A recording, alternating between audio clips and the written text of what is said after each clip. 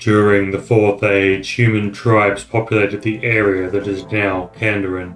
One of the larger groups were the Zamorakians under the control of the Majorat General Khazard, who dominated the region alongside the Majorat General Khazard. While Khazard's lands were further south, Khazard dominated much of central Kandarin, including what is now Ardougne.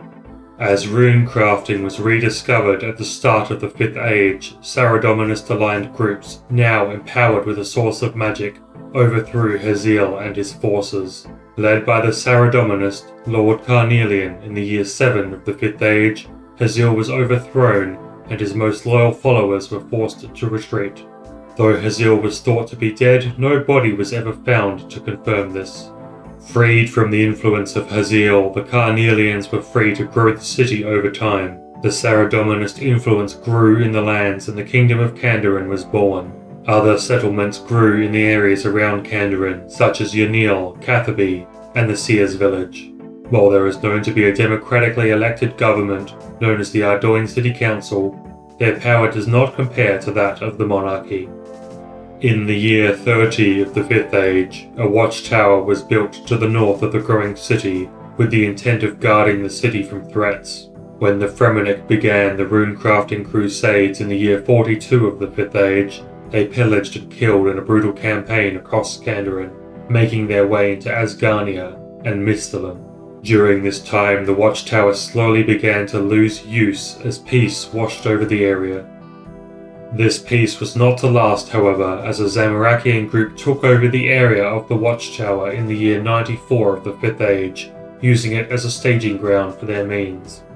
By the year 97 of the Fifth Age, Saradominist groups launched a campaign to defeat them and drive them from the area. Though the leader of the Saradominist group and Zamorakian group had once been friends, their battle turned to bloodshed as both of their forces died, leaving only the two, who were both powerful mages. Seeing the results of their warfare, they both converted to become followers of Guthics. Though unknown as to whether it was the once Zamorakian or once Saradominist mage, one of the two survivors went on to become king over Ardougne, starting the Royal Ardougnist line. This royal line, starting with this first king of Kandarin in the year 101 of the Fifth Age, led through to the Mad King Naris, who was said to have invented the game Hangman to teach his subjects literacy, while also using real gallows. From there, his son Ulthus took the crown soon after, reigning until the year 136 of the Fifth Age. King Ulthus's reign was strong and peaceful. In the year 132 of the Fifth Age, he invited King Arthur and his knights to settle Camelot outside of Seers village, deciding with Lord Sinclair that their need for the castle was greater than that of the Sinclair family. In the year 136 of the Fifth Age, however, he died after mysteriously being shot with an arrow while out on a hunting trip. Leaving the city to his two sons, Lathus and Tyrus, they split the city, each reigning over a portion of it. Since that time, Ardougne has been split into East Ardougne, ruled over by King Lathus, and West Ardougne, ruled over by King Tyrus. It is not known how governance of the kingdom is divided outside of the city, though much of that is likely left to the council. East Ardougne is prosperous and strong. It plays host to a large marketplace said to have been built by the surviving mage that did not go on to become king. The city houses a large population, a strong following to Saradomin with several churches and altars, and even a zoo. Farmlands and mines can be found around the city, with many trades apparent throughout the city, such as a furnace for smelting, and a pottery wheel and kiln. Though some worry about the spread of plague rumoured to have taken over much of the neighbouring West Ardougne, the people here are largely happy and prosperous. Citizenscape has his work cut out for him today as he travels through East Ardougne. He is looking to become a Tier 1 citizen, as well as working his way towards atonement for his previous wrongdoings.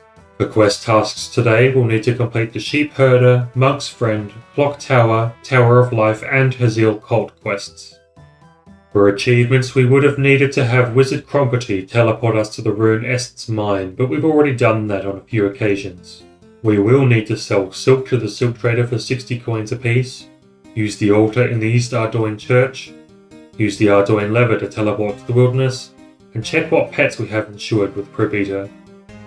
For skill tasks, we'll need to grow sweet corn in the allotment patches, nasturtium in the flower patch, and tarramin in the herb patch to the northeast of the city. We will also be looking to grow dwellberries in the bush patch to the south. We'll need to cook on the range near the farm, as well as the range in the market and the monastery range. In particular, we'll be cooking bread gathered from the farm, and trout, pike, and salmon. We will also need to fish the trout, pike, and salmon from the River Ardougne to the north of the city, and churn a pot of cream at the dairy churn on the farm. We will be smelting ores in the city furnace while mining iron and coal from the southern mines near the monastery, as well as the mine to the northeast of the city.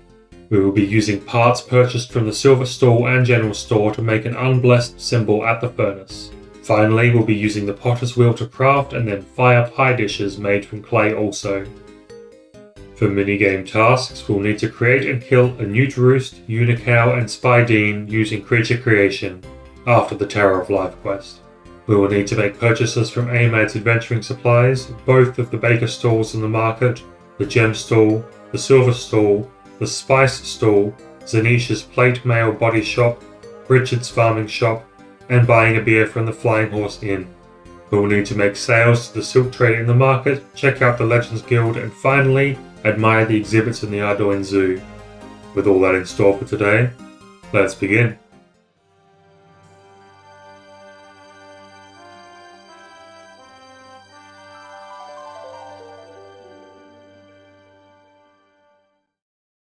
East Ardougne is a big place. To redeem ourselves and to become a citizen, it's going to take a lot of work. We're going to start by checking out the Saradominus Church here to the south. Hello, brother. Are you alright? You seem sleepy. I'm Citizenscape, by the way. Oh, I'm sorry. I barely slept in a week. My name is Brother Ahmed. It's nice to meet you, Citizenscape. It's nice to meet you also. Is there a reason you haven't slept in a week? It's my brother Andrew's newborn son. He's consistently crying since his blanket was taken. His blanket? Yes, thieves broke into the monastery and stole his favorite sleeping blanket. But why would they... You know what? Never mind. Do you have any idea where the thieves fled to? If I can return the blanket, perhaps you could get some sleep. Well, so far as I know, they hide in a secret cave in the forest nearby, hidden under a ring of stones. Leave it to me, brother. I'll make sure this blanket is returned. So perhaps recovering a stolen blanket isn't the most heroic and adventurous of deeds, but it's a start. If we can help the monks, we should. Looking around the area, it's not long until we find a cave with ore rocks around it. Entering the cave, we see a robed man with a Zamorakian necklace. While they might have a feud with Saradominus monks, there's no evidence of a blanket. Checking out further in the forest, we notice a ring of stones closer to what Brother Ahmed described. As we investigate the area, we find a ladder leading down into a dungeon of sorts. Checking out the area, we find a small crew of thieves. One attacks us as we reach for the blanket, but we manage to get it and leave without sustaining any injury. Hello again, brother. I've managed to track down the thieves and recover the blanket. If you want to return this to Brother Andrew's son, you might be able to get some sleep. Thank you. I can't wait to get some shut-eye. How are you feeling now, brother? Well rested. Thank you, Citizenscape. Now I can organize the party. A party? For whom? Brother Andrew's son is turning 1. We at the monastery are big partygoers. Really? I know some knights in Falador that don't mind a good party. Can I help in any way? Yes, actually. Brother Cedric should have returned with the wine by now. We sent him out 3 days ago. He often gets into the wine on his return journey. I don't know why we keep sending him. Okay, I'll go and look for him. Any idea where he might be? He's likely north of here, somewhere between Ardougne and the monastery. Gotcha. I'll go and find him. We set out in search of Brother Cedric. It sounds like this is not his first time being late, back with the wine. It's not long before we find a drunken monk outside of the Ardougne fence. Talking with him, he admits that he's drunk and that he's forgotten what he needed to be doing. Needing to sober him up, we fetch a jug of water from the bank in Port Khazard before returning. We sober him up, but then he tells us that his cart is broken, requiring either a plank or some logs to fix.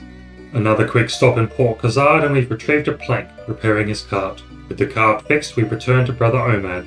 Brother Cedric's cart broke down and he got into the juice. He'll be on his way now that the cart's repaired. Now we can party. For all of your hard work, please take these. Thank you. Now it's time to party.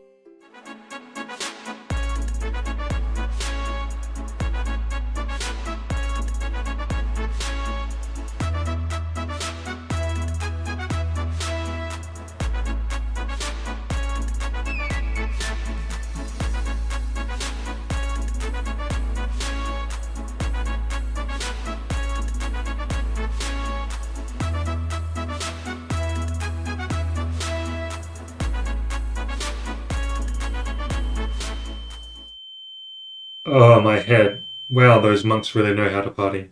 Making our way downstairs, we notice a nice eating and cooking area. The monks have a range that we can use now that we're friendly. We make our way out and pray at the altar before noticing the bush patch outside. The patch can grow dwellberries, which we're looking to grow today. They're a little over our level 30 requirement for tier 1, but our farming level is high enough anyway. Nearby there are some coal and iron rocks too. It's time to get some items from the bank in Port Khazard. We rake and plant in the bush patch, paying Torrel the farmer to protect it. To make use of the range, we make some bread dough and cook it here, before heading outside and mining coal and iron from the rocks here. While we were looking for the blanket thieves, we noticed another building just up the road. Checking out nearby, we find a wild potato growing. Neat. Entering the building, we find it to be a clock tower. The clock is stopped, however. Let's see who's in charge. Hello, are you a monk of the nearby monastery? My name's Citizenscape. I didn't see you at the party. I am Brother Gojo. Do you happen to know the time? Well, no actually. The clock on the tower here seems to be stopped. Exactly. It's broken down, incorrect, busted, and all around not working. Well, I can see that. Is there any reason that It must be fixed before the people riot. Well, I'm not sure that it will come to that, but if it needs fixing, let me help you. Would you? Wonderful, great, fantastic, amazing. Do you know what's wrong with it? Gears from the spindles have been removed, stolen, taken, robbed. And do you have any idea where they might be? Taken into the cellar. There's all manners of creatures, monsters, fiends down there. The gears are heavy though, I can barely lift one. You'd have to bring them back individually. Okay. Consider it done. I'll get this tower fixed. We quickly check out the towers upstairs. We notice that the spindles are color-coded. This might make it easier. Heading down into the cellar, we find a much larger area than expected. There are colored blocks on the ground here for some reason, corresponding to different doors. We'll first check out this blue one. Making our way around, we find a small holding cell with some creatures and even a gear inside. Ladders here lead to the surface. We just need to go up and then return to the corresponding ladder with the gear and... Oh, the hatch is locked. Well, no matter, we'll just have to find another way in. The wall there looks off. Perhaps it's another entrance. Since this way is a dead end, let's try another way. We follow through the white entrance, finding rat poison. There are a lot of rats around, this might come in useful. Checking out further up the corridor, we find the white cog on the ground with a colony of rats between us and it. There's a lever here too, which is useful for opening a door between into the rat pit. Pulling the lever, we make our way in and poison the trough here. The rats eat up the poisoned food and rush to the doorway, pushing it ajar. With the door open to us, we grab the white cog and head up the nearby ladder, returning it to the correct spindle. Checking out the black section, we find the black cog surrounded by fire. It's far too hot to grab. We'll need to come back with a way of picking it up. We check out the red section, leading us down a few tunnels until we find the red cog with a bunch of ogres. We're neither armed nor armoured, so quickly grab the cog and return it to the right spindle. We've returned now with a bucket of water so that we can cool down the black cog. We've gone through every pathway down here and not found a way to the blue cog. There must be another way down here.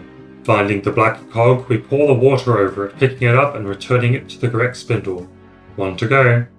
When we were talking to the drunken brother Cedric, we saw a ladder near to him. Making our way there, we descend, finding another pathway. We walk through the narrow corridors, past goblins and several twists until we find the suspicious wall. We can push it open and from there, grab the cog. Taking it, we use the ladders to return to the base of the tower, attempting to find the correct spindle. Once we replace the cog, the clock tower begins to work again. Brother Kojo, it's done. The tower is working once again. Brilliant, outstanding, splendid, exceptional. Yes, I can hear the tower ticking away once more. Well, that's great. Please, take this as a token of my gratitude.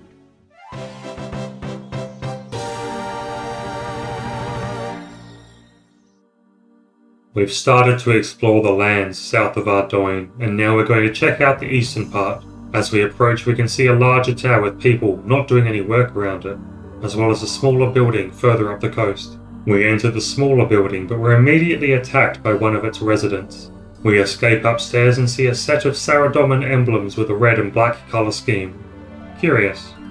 Talking to Erwin downstairs, he tells us that this group are necromancers. His master is known to attack people without warning. Apparently he's antisocial and sometimes raises the dead. Apparently he can also raise himself if he dies. I think we're done here. At the nearby larger tower, we can see a crew of builders sitting around and not working. One of them is doing weights, so we flex to try to fit in. Hi, I'm Citizenscape. You look different to the builders over there. Can you tell me about this place? Do you like it? It's our marvelous alchemist tower. It's made just for me and my fellow alchemists. Oh, you're alchemists? Isn't that like turning items into gold and transmuting ores and bones? Correct. Not many know of our art. Well, I'm something of a major myself. So what's the purpose of the tower then? Well, that hardly matters now. Those lazy builders refuse to do any more work on it. Really? Why not? They say our designs are too weird and not in their pay grade. They won't complete the work, but they still want paying. Can you believe it? I mean... Say, you look pretty sturdy. Maybe you could finish the job. Me? I don't know. Sure, go talk with Bonafido, the head builder. Well, alright. Excellent. I'm Effigy, by the way. Okay, Effigy, I'll see what I can do. Heading over to the head builder, he tells us that the alchemists were making them build strange machines, and that they won't continue work without being told what they're working on. While he says that there's no way he's going to be convinced to go back to work, he'll let us take over if we come to him kitted out like a builder. Chatting with the builders on strike, they each want something in return for their kit. One Eye asks us a bunch of questions related to construction in exchange for his hat. Gummy would give us his pants, except that his washing was blown away when he hung it up near the coast. Checking out the area, we eventually find them in a bush. The Guns offers us his shirt, which he says he's never once worn, so long as we get him a beer. We can buy beer from the fight arena down south. We decide to put away everything else we're carrying in the meantime. We also decide to grab a saw and hammer. If we're going to be a builder, we're going to need some tools. In exchange for the beer, we get a top. Only boots to go. A man named No Fingers chucks around a chisel, telling us that he has many sets of company boots, but he won't give us any. He won't even let us buy them. He says that we're not a real builder, so he won't lend us a set. He's not exactly building anything himself. We're just going to grab these from the pile. They're company boots after all. Returning to Bonafido with a full set of clothes, he makes sure that we're up to the task by asking us builder-related questions. They're not really about construction so much as attitude and behaviour. We tell him what he wants to hear and he lets us enter the construction site. The first floor has a bunch of crates with building supplies but otherwise looks complete. Heading upstairs we find an odd table with floating objects and a machine that isn't complete. It's going to need parts, so we head back down to the first floor and grab what we need. While the machine isn't too difficult to build, it does require calibration. There are holes in the piping that need to be blocked up with coloured balls, while the water pressure needs to be strong enough once the leaks are blocked. We make our way through each of the sets of pipes, blocking holes and increasing pressure until the machine is fixed. On the next floor, there's another machine to build. We grab the required parts and return, building it. There are pipes that need to be placed and aligned until the machine can flow water throughout. On the top floor, there's a partially built cage. This is strange. I don't know what an alchemist would need with a cage. Nevertheless, we grab the parts required and build the cage, requiring us to attach lengths of bars correctly. With that complete, we return to Effigy. Okay, Effigy, the machines are all fixed. What's the cage on the top floor for, by the way? Oh, good. Finally, the work is done. Please, join me and my associates on the top floor. We will demonstrate the power of this fully operational tower. Okay, sure. We follow the alchemists up to the top floor where they have activated the tower. They start talking about the power of Gothics and life force being found underground. They then use their magic alongside the power of the tower and a malformed creature appears. It's alive! The creature is scared and in pain, struggling to come to grips with its sudden life.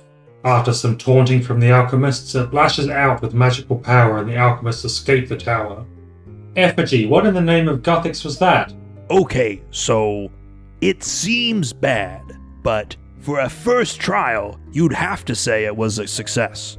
First trial, that thing wanted to kill you. I thought you'd have learned from this. I have. Next time, I'll build a stronger cage. Not even close.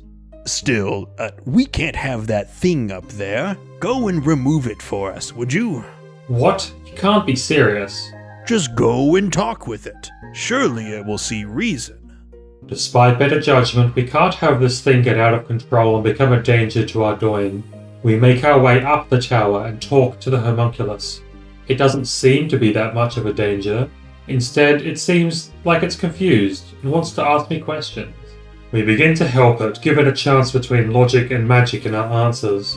We answer based on our experience, which largely pushes it towards logic. Once the creature has come to grips with its reality and organized its thoughts, it wants to scare the alchemists to ensure this doesn't happen again. We return to effigy and the homunculus appears, scaring the alchemists into revealing their plans. They say they found a dungeon under the tower that is the source of the tower's power. Agreeing to leave and never return, the homunculus tells us to meet them in the basement. Heading down into the basement, the homunculus reveals that the power can be dangerous, but he can also use it to safely make monsters.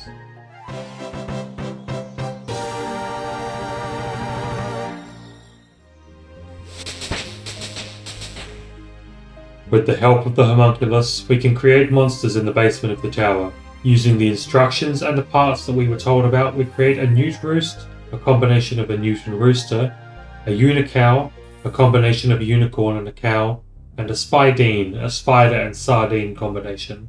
Upon their deaths, we're able to get back a lot more herbalism ingredients than we originally put in, as well as recovering some things left by the builders, such as a tea flask and a green satchel. Having thoroughly explored the south of the city, it's time for us to enter Ardougne proper. We walk through the zoo, admiring the exhibits inside. The zoo has all manner of creatures, from penguins and monkeys, to parrots, cyclops and jokers. We walk past Horatio and the Handlemort mansion and through to the market. There's a great many stalls here, including one which we've stolen from previously. It's time to make amends. We change out of our armour so that we're not recognised by the guard and grab some cash for purchases. From Zenish's plate mail body shop, we can buy a black plate body for a new look. We make our way around the market, buying spice from the spice stall, some grey wolf fur from the fur trader, a cut sapphire from the gem stall. We make our way around the baker stall, and buy a silver bar from the silver stall, and finally we buy some chocolate from the other baker. The silk merchant makes an offer to buy silks from us. We'll have to come back to this. Returning to the baker we stole from, we buy a cake, apologise, and leave him 80 gold coins. That was the going rate for atonement according to Rick. Returning to the bank, we grab our pickaxe to mine rune essence with property. On the way to him, we stop and check out the Servants Guild. While we're not looking to join this guild, not that we'd even get in, we learn that we can hire servants to work in our house. For us to hire a servant, we'd need to build accommodations in our house for them, particularly a bedroom and a bed. Since we don't have that, we can't hire anyone right now. We have property teleport us to the essence mine so that we can begin to stack up a supply of pure essence before we bank it. We're going to need 10,000 gold to build a bedroom, but I have an idea. We teleport back to Lumbridge and make our way to Alcarid. There's a silk trader here who will sell us silk for a mere 2 to 3 gold piece price.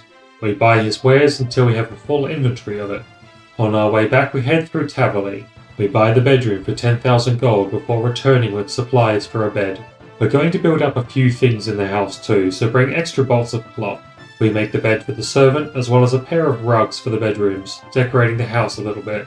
While we don't return here much, it looks a little nicer. With the silks we've purchased, we take the boat from Remington to Ardougne before haggling with the silk trader for price. He agrees to 60 gold per piece, netting us a nice profit and recouping some of the bedroom costs.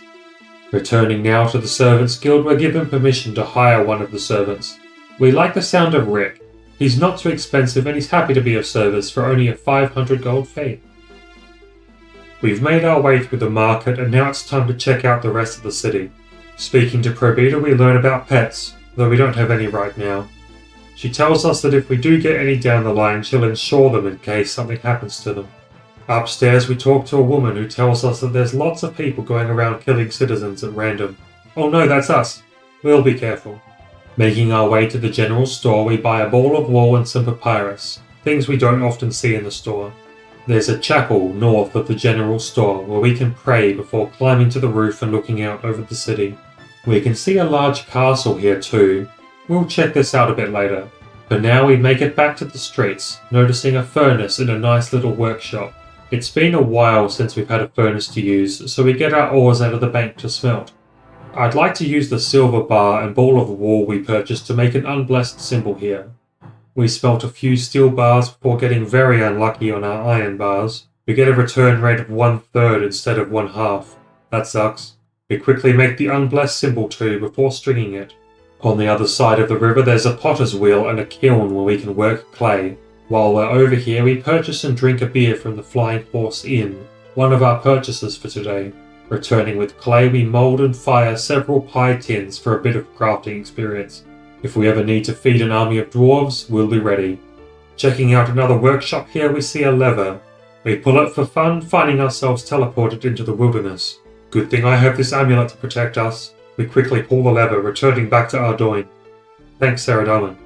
Walking behind the castle, we see a group of people in masks looking out on a watchtower. A long wall and sturdy gate keeps this part of Ardougne separate.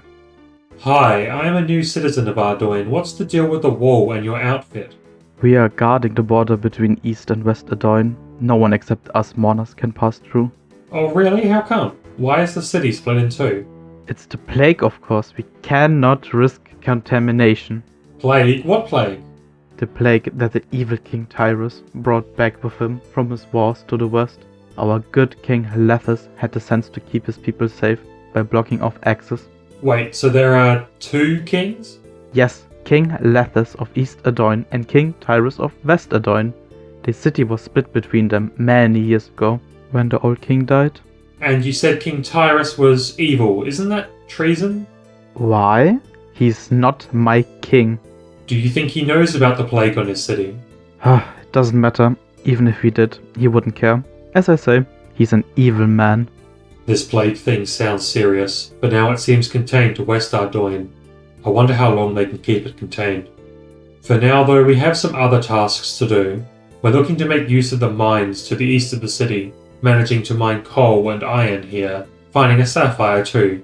We're going to make a few more steel bars for our future smithing endeavours, so we get iron and coal in the right quantities for that. Checking out the road nearby, we find a nice fancy looking building. Hi, I'm Citizenscape. What is this place? This is the Legends Guild. Legendary citizens of Gielinor are invited to become members of the guild through their deeds and quests. Wow, legendary citizens? Can I go on a quest like that? Sorry, you're not on the list. You'll have to come back when you've done something more heroic. Oh. Well, we didn't expect anything as soon as we heard the word guild. We'll have to travel more of the world before we're ready for a guild like that. Noticing a farm here, we make sure to make use of it to show our farming skills to the locals. There's a mill here too, and a few animals. We'll come back to this. Returning to the furnace, we make our steel bars and bank them, retrieving some farming supplies. We rake the patches, planting corn, nasturtium and taramin. We fill up the compost bin with the weeds that we had from here and the bush patch near the monastery. Then we leave it to decompose. With these cows nearby, we milk one, collecting a bucket of milk before hopping the fence and harvesting some wheat. Milling it at the mill, we collect the flour and turn it into bread dough. We churn the milk into cream at the farmhouse, leaving the cream behind for the farmer before cooking the bread on the range nearby. Though there's no spinning wheel around, we shear some sheep too, banking our goods before returning and making a purchase from Richard at the farming shop. Richard tells us to be careful of the plagued sheep around the city. Luckily for him, his sheep have not been affected. Being careful of the sheep, we make our way out to the river to the north of the city and begin to fish for salmon, trout and pike. Before we fill our inventory, we manage to get level 37 fishing. We then take the fish to the range in the house near the market square, making use of all the local ranges. We're incredibly lucky with our cooking success rate, getting level 36 cooking, only burning 2 of the pike and nothing else. So you're telling me those infected sheep are yours? Yep, that's right. It's a mess. They're telling me that the plague has hopped the wall and affected my livestock. Well, that's terrible. I didn't know the plague could infect sheep too.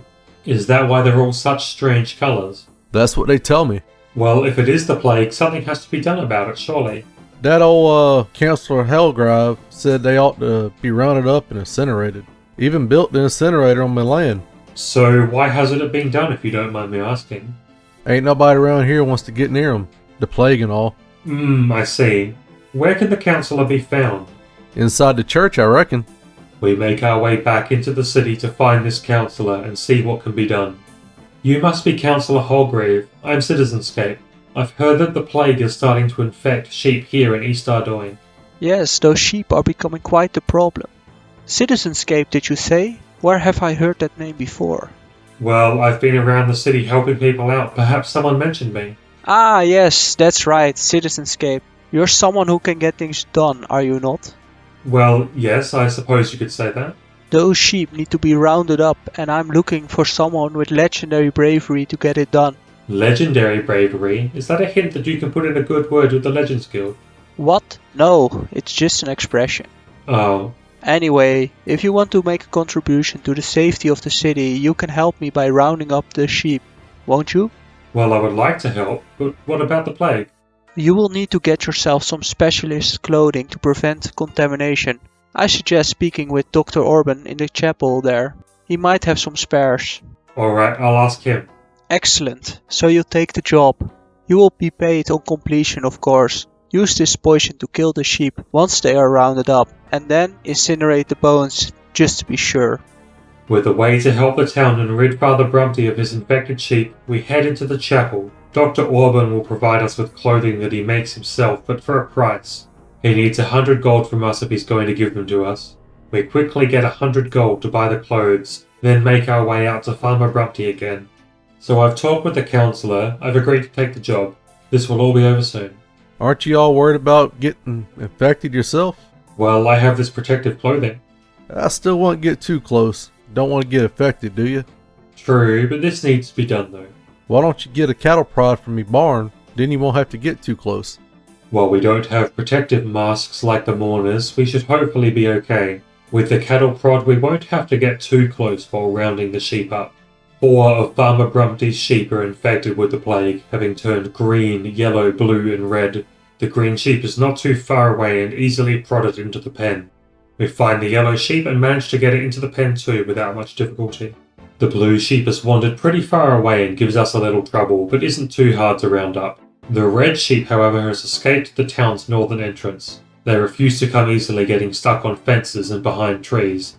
After a lot of trial and effort, we managed to prod a red sheep to the barn, when we can feed them all the poison and incinerate the bones. It's done, councillor. The sheep have been rounded up and killed. The remains have been burnt to prevent further spread of infection. An excellent job. Please let me reimburse you for the cost of the protective clothing, plus a little extra for your hard work in recognition of the public health of Ardougne.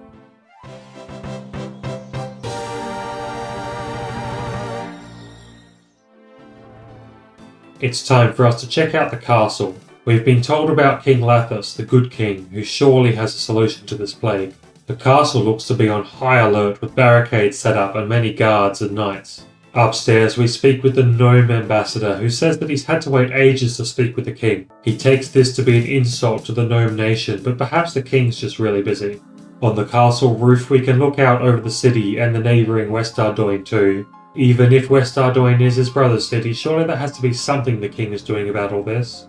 We can't wait any longer.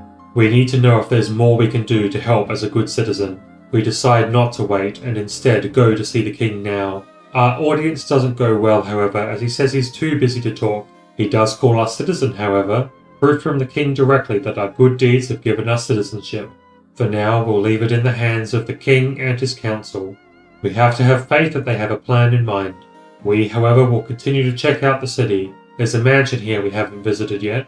Passing by the mansion and patting the dog, we head inside. Damn thieves! Why don't they leave me alone? Hello, is something the matter? Who are you? What do you think you're doing here?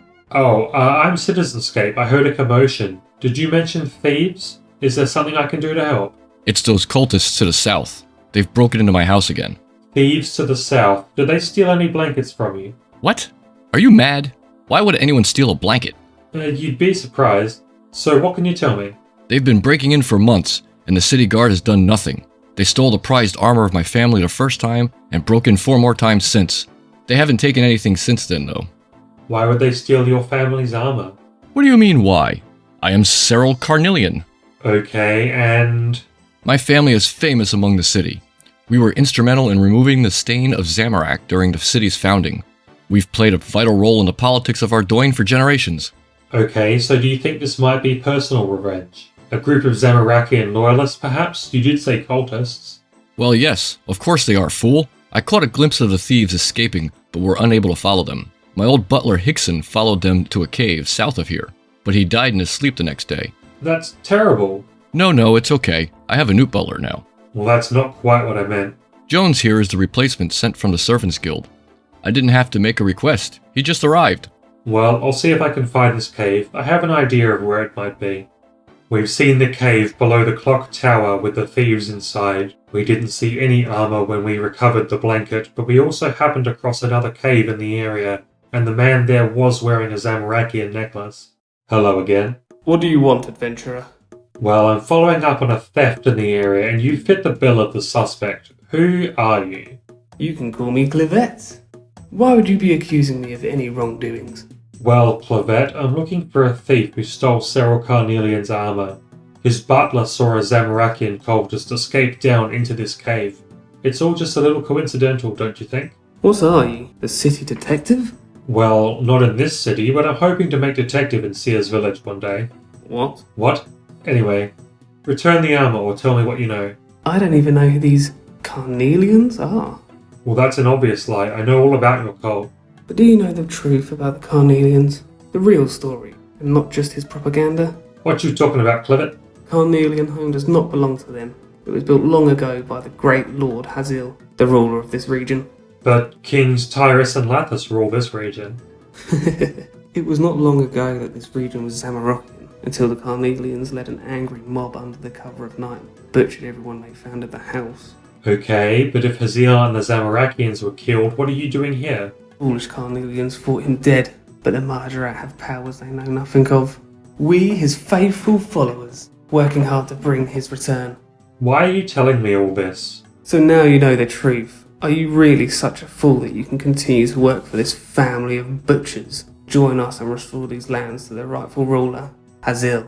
Tell me, why do you keep breaking into the Carnelian mansion?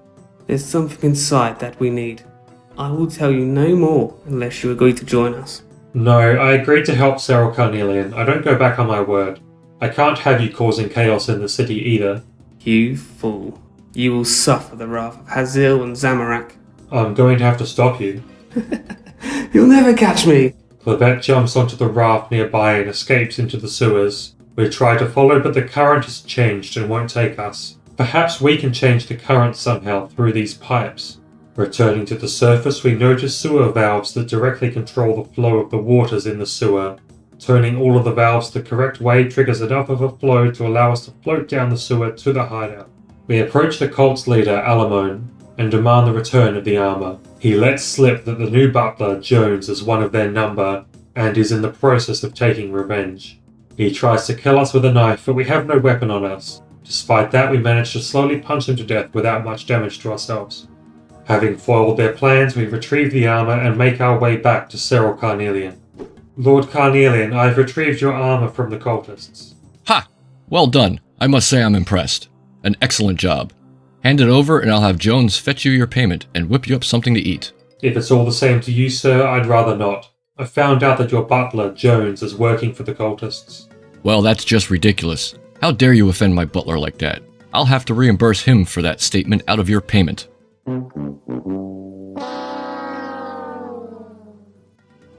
No, that's not good enough. If we're to make Lord Carnelian believe us, we're going to need proof. As we know, butlers need their own room in the house. We find it and search the room to prove Jones's guilt. Eventually, we find a Zamorakian amulet and a bottle of poison in his cupboard. Lord Carnelian, please hear me out. I found this amulet and poison in Jones's room. What? Poison? I wouldn't eat anything he's made for you if I were you, sir. I think he might be out to murder you. How dare he betray me? I will have his head for this. You shall be properly rewarded, Citizenscape. I offer you my sincerest apologies as a gentleman.